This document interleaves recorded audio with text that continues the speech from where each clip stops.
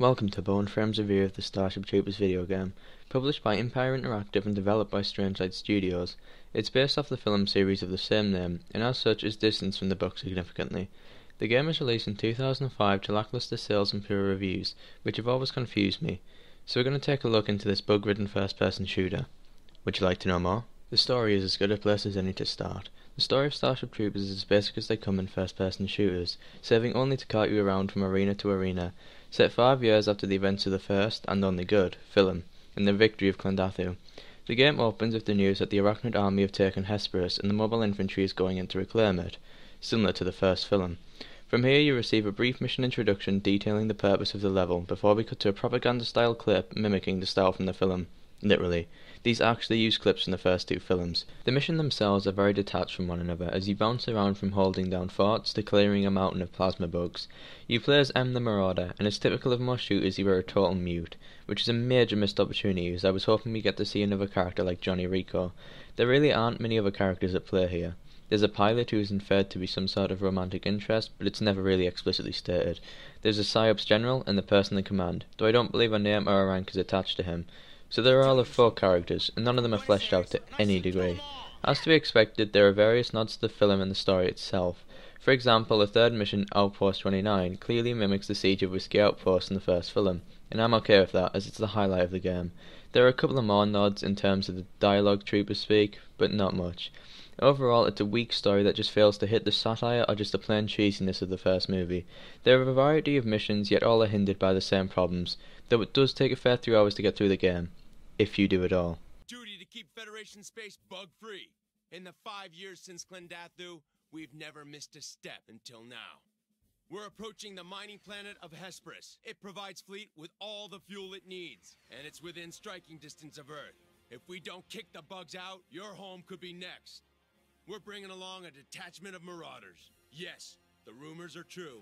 They do exist, so you better show them some respect. Move it, you apes! Do you want to live forever?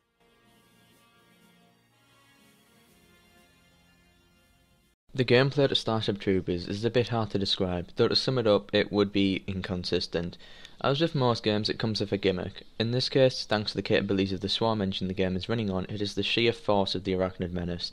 Initially, this creates some adrenaline-fueled gunfights, but then you realise just how pointless it becomes. If the bugs react to damage and die, then they are simply replaced, and this really adds to the game's, at times, unfair difficulty. When you find yourself swarmed by more bugs than one player can handle, and the lack of useful trooper AI leaves you fighting alone for the most part. The new bugs that have been added specifically for the game are also some of its weakest aspects. At times they are woefully unbalanced. The baby plasmas often require way too much time to kill, as they seem incapable of turning around most of the time. And those damn little blue bugs. Those things can kill you from full armor and health in no time flat if they swarm you, which they will. The guns themselves are often just uninteresting. You have little to nothing to set them apart from each other, and I often find myself just using whatever had ammo, though the missile launcher is the highlight, firing a nuclear warhead that decimates everything on screen. Be careful, you'll probably try yourself. In summary, the gameplay, though it sounds like I'm chastising it, is for the most part solid and fun. The bugs may be repetitive, but this is Starship Troopers, and if you're a fan of the movies, then it is satisfying to mow down a horde with the Makita carbine or any other gun from the movies, and some of the original weapons are great to use too.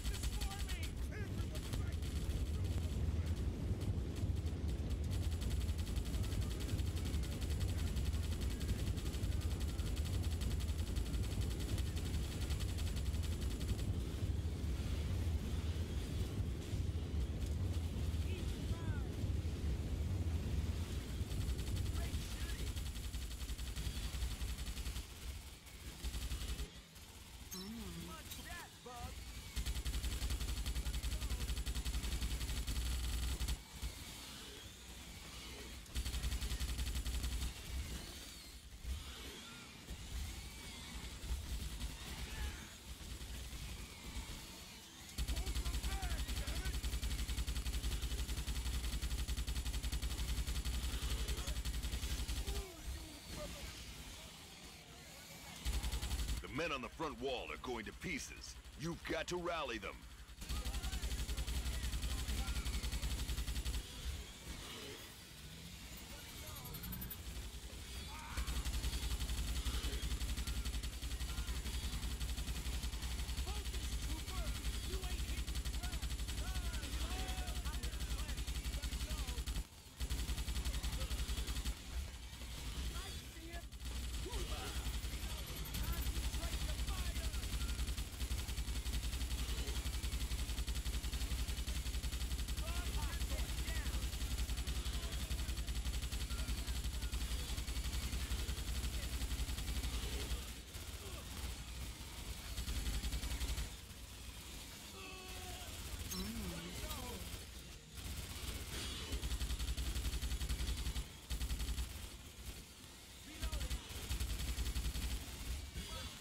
left wall's taking a beating. Get over there and shore up their lines.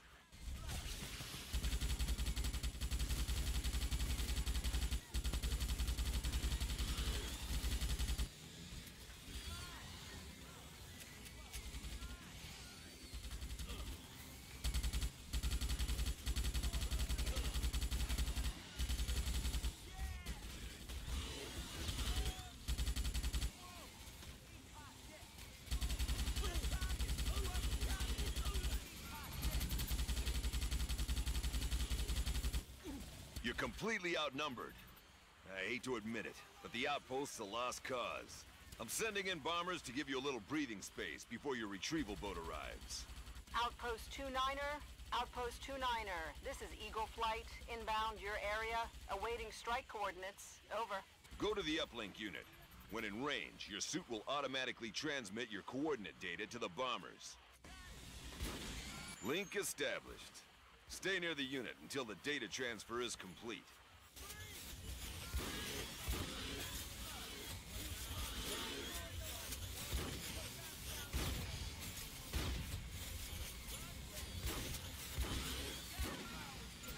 The game came out in 2005 and is certainly no looker by today's standards, so to judge it compared to the likes of Crisis 3 would be futile and downright unfair.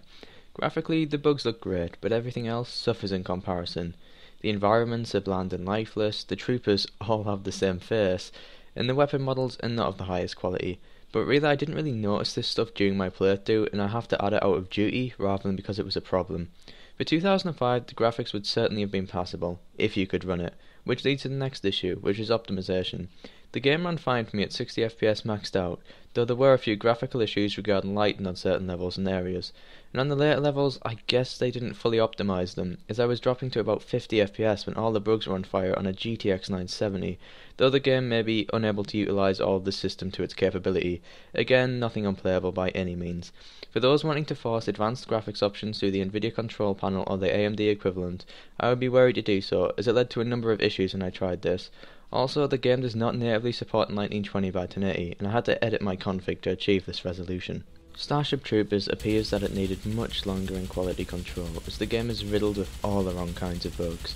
However, in my experience, they were not game-breaking, but nonetheless worth a mention. Audio scripting can be a prevalent issue, especially in the tutorial, as I had to record the opening mission over 6 times to get the tutorial to work properly, as the audio detailing the next part didn't work. This bug persisted with every patch the game had released for it, so be sure to keep that in mind. The level themselves suffered from scripting wars when the next part of the mission failed to activate. For example, there were some troopers I was meant to escort, but they remained static until the mission restart, which is often incredibly frustrating. This only happened 2 times in my playthrough, but was enough to be noteworthy. The Arachnid's collision also seems to be broken, as often they will walk through rocks or attack through solid objects, though bugs like this are common in any shooter. You may receive a few cheap shots through this bug, so don't rely on cover. Furthermore, the extras feature actually crashes the game when you try to access some of them. At first I thought this was my install was bad, but no, it's an actual known issue with no fix. So if you were hoping to watch those film clips back, most are not going to load. There was also some issues with the bugs disappearing from the game world and then reappearing. Again, minor, but noticeable. Overall, the game really feels like it would have benefited from some more development time to tidy up or more patch support than it got. I know this review is being overwhelmingly negative, but I felt like it needed to be. As a massive Starship Troopers fan, there was nothing I wanted more than this game, and did it disappoint? No, I actually really enjoyed the game despite its many issues, and it was of the prevalent games that pushed me towards PC gaming, as I'd often see it on a YouTube video and want to play it, but naturally there was no way this thing was going to run on a PS2 or Xbox it was originally intended to. There is a multiplayer component, but there are no servers I could find, which was no surprise, but through LAN client apps such as Amachi you could play with friends, though the multiplayer is quite lackluster but still a good time. As with most games, it is not perfect, but it was solid fun for the most part, and worth the price of admission for the Outpost 29 level. The game can be picked up for real cheap on online sites in great condition, so if you're on the fence, just go for it. As a fan of the movies, I got my fun, and I hope you guys do as well, but I just wanted to send you to Hesperus with realistic expectations.